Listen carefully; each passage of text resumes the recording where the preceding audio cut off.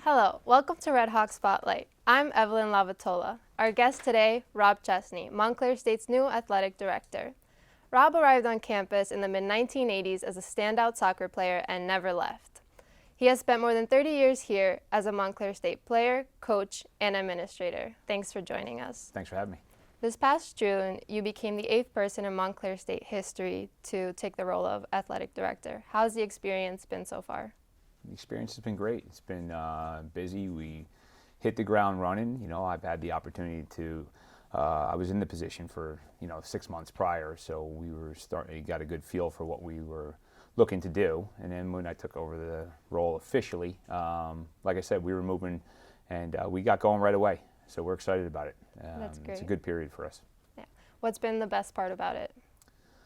I think the best part about it is the enthusiasm of the coaches and, our entire staff about where we're going as a department with the university. Mm-hmm. The excitement that we've had around campus with some of our partners, all of our campus partners. And looking forward to working on different projects with them just like this. And,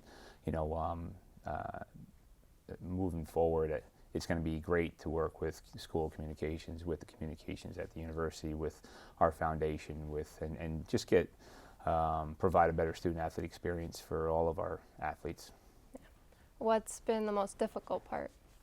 I think the most difficult part is, there's a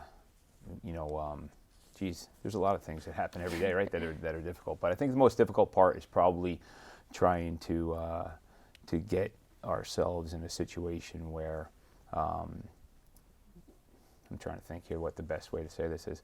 I think the most difficult part for us has been there haven't been too many parts that are tough for the coaches. I think some of the things that are difficult is when you're saying everybody wants something, right now, and part of it is there's a process, and we have to figure out, how that process is going to go, and telling people, hey, you have to wait, and some people, are more anxious. Yeah. So finding the right way to get that across to everybody and letting everybody know we're really trying and we're trying to do the best for everybody, but it's not going to all happen right away. But that's good. I think it's great to have people who are interested, who are that excited about it, and we're excited about it too. But probably the hardest part is just tempering some of the enthusiasm. Yeah.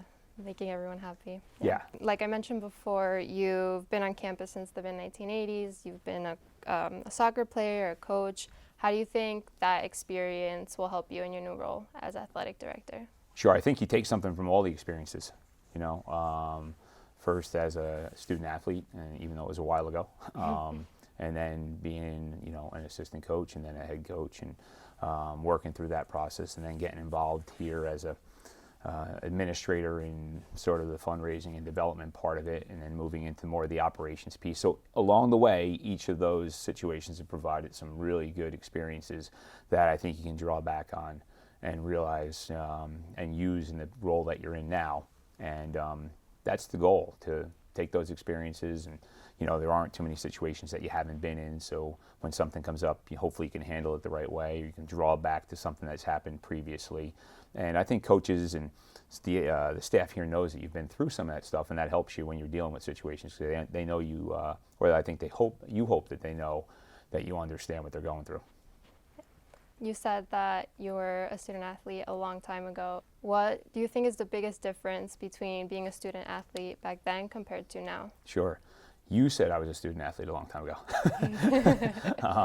I was careful with that. So yeah, it was a long time ago. What's the biggest difference? I think, nowadays, everybody's coming in.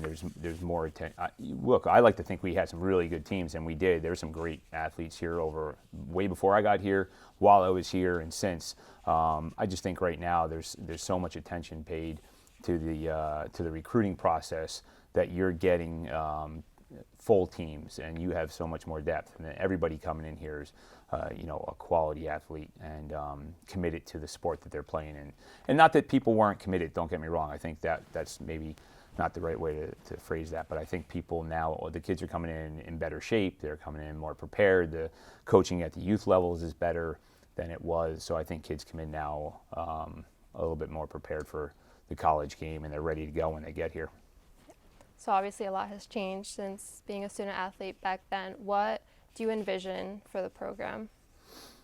You know, I think the idea for our program, what we want is to be one of the top Division III programs in the country. You know, we want to compete in all of our sports at the highest level. We want to do it consistently, and we want to try and provide the best, and this is the most important part probably, we want to provide the best student athlete experience we can for all the kids in our program. And while we're doing that, it'd be great to win some championships along the way, conference, you know, regional, get to the NCAA tournament, and then ultimately, the ultimate goal for every coach is to win a national championship. So that's the ultimate goal. Right. Yeah. How is Division III unique or special compared to Division I? Well, I think, you know, the difference, there's several differences. One just being the amount of time that is required, you know, off season is one. The restrictions that they put on you are different, the financial constraints. Some of those things are just standard between Division I and Division III. But I think how the athletes treat it, you know, they care just as much as any Division I athlete, and we have plenty of athletes here who could play Division I, but I think the overall model in that it's the student first. You know, they're here to get a degree. They're not, you know, I know there's people who dream and want to go on and play pro, and that's fine. You can dream because you never know, but I think the student athletes that are here in Division III realize that you're here to get an education because you're going to be doing something else later on professionally other than playing sports, and that's the focus. Could you envision Montclair State moving up a division? I think right now we're perfectly placed. I think we're in the right spot. I think the university, we had a long discussion about that, and we talked about that for, you know, over the last couple of years, and I think that we all came to the realization, and I think it's the right one, that we're in the right place. And this is where Montclair State University should be in athletics. We should be in Division III, and we should be focused on the student athlete, the student part of that, and at the same time trying to be successful in the sports that we participate in. Okay, awesome. Can you describe the relationship you fostered with the Red Bulls? Sure. You know, that's been a great situation for us and for the university. We started back in, you know, went into too much detail, but we started back in '06, and they came in and we talked a little bit about having a facility available to do some training. They were at the Meadowlands at the time, and walked on campus and said we had an old track with a dirt field, and there was no fence around it. I know you guys never saw that, but that's what it looked like, and had an old building down there that used to be the weight room for the campus before the rec center was built, and it was just some machines, and it became a storage area. And they said, hey, we'll take it, and we'll work with it. So it was a one-year deal agreement that we had, and they fixed the field, they put fences up, they fixed the locker rooms.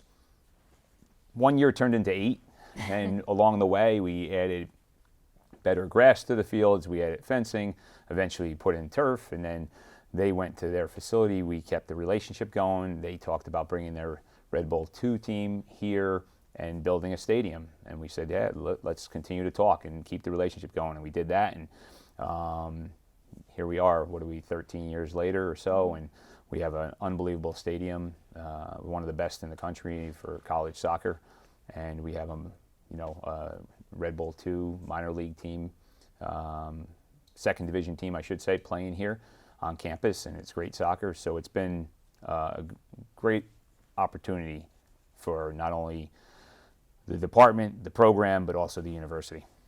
Do you envision that partnership growing or expanding? I do. I think there's always opportunity. You know, it's been, and they come to us with ideas, we go back to them with ideas, and that's how it's gone over the past, 13 years, and we've come up with different ways. So I think that continues to grow now.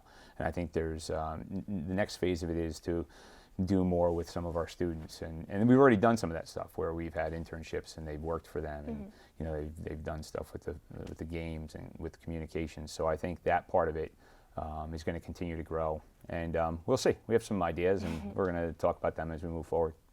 What impact do you think that's had on the university's athletic department? You know, specifically for soccer, it's had a great impact, because when you bring kids up and they see that facility and they see that, so they think, wow, this is unbelievable. I have a shot to play with the Red Bulls. And, sure, like I said before, you want to dream. So that's been really good for the program. But I think it's good for all of our sports. I think it's, anytime you walk around campus and you've had better facilities is good for the students, It's good for the student athletes.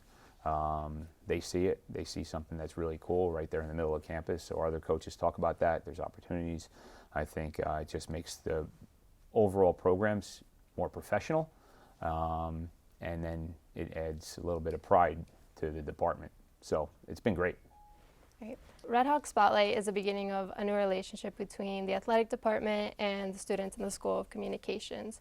How do you see that benefiting both of us, the students and the athletic department? Sure, we're really excited about this. You know, when Keith and Kelly called and said it's something we're looking to do, we were like, we're in.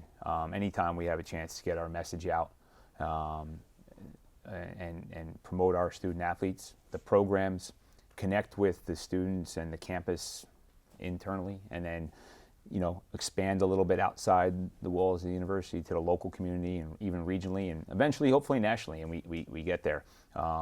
It's awesome. So we're looking forward to this. And when they said each week we're going to do something different, and you know, I got to be the first one. It's that's fun too. But we're going to bring some pretty good stories on, I think, and there's going to be some pretty interesting people between either the students or the staff or our coaches. And you know, I think that'll be really good for us. And I think the coaches are going to buy in. They're already excited about it. We've talked about it a little bit. They're excited about this program. We were just up the other day and someone said, hey, we should have a show here. And we said, hey, we're going to have a show here. So I think that part will be good. And I think it's going to be great for the students in the school like yourself. I think that's something that benefits both groups. And that's the idea, right? To make it a better situation for the students at the university here. So we're excited. Great. We're also excited. It's a great opportunity for all of us. Fall sports just started. Can you tell us how that's going, how the teams are doing? Absolutely, off to a great start. You know, our field hockey team is 5-1. They're ranked 9th in the country. Our men's soccer team is 6-2. They're ranked 19th in the country. Our women's soccer team is off to a great start, winning as well. They've won the last 3 games in the last minute of each game. So they're making it exciting, but they're doing really well playing against top teams. Our volleyball team had a great run this past week. Just got picked off in the first conference game, but going to have a really good season ahead of them. And you know, football bounced back this weekend. Had a really good win up at Salve Regina, and they're in a bye week right now, but they're looking forward to bouncing back the week after up at Hobart. So they start off with a tough schedule as well, but they're excited about their season. So it's been you know, a really good start for us in the fall, and we're excited. So, you know, it's not always how you start, it's how you finish, but we're off to a good start, and that's promising. And soon enough, our winter sports kick off. I mean, I think we were like maybe 3 weeks away from basketball and swimming getting going, and yeah, we'll be busy. Many of your teams in the past have been nationally ranked. Do you see that for all MSU sports? I think that's the goal. I think that's each sport's individual sports. I think that's what their goal is. You know, I think you start off, nationally ranked is something you get to, but how do you get there? You know, I think that's what the coaches are most concerned with. Are we playing well? Do we have the right kids in the program? Do we need to add to the roster? How do we fine tune the roster? All those questions go into it, right? And then once you have them, how are we coaching them? Are we doing it? You know, are we getting places? Are we improving? Are we getting better? So then when you get there, now you're competing, and if you have success, the rankings come along with the success. You know, so all the stuff builds up to it, and then when you start to win and you have that success, the rankings come along with that. And we've been fortunate over the years to have a lot of programs, you know, ranked, and all of them at one point have been ranked. We've had a lot of championships, conference championships, and we've had several teams advance far in the national tournament. So it's a proud history. We're proud of that, and we're looking to build off of that. You know, that's something that's been there. The past is there. We recognize that, and it's also something, as we move forward, we're going to use that to propel us and make us even better and have more success and win more championships. So we want to win. Yep. The final, most important question. Sure. Ronaldo or Messi? No, Messi. You know, something about the way he plays. He's just pure class. You know, Ronaldo's a winner too. It's not like you wouldn't take him for sure, but Messi plays, it's pure class. It's just something I don't never really see anybody play the way he plays and what he does in a game at 5 foot 5 inches. It's and amazing. how fast he is. Yeah. amazing is the right word. Astonishing. Yeah, absolutely.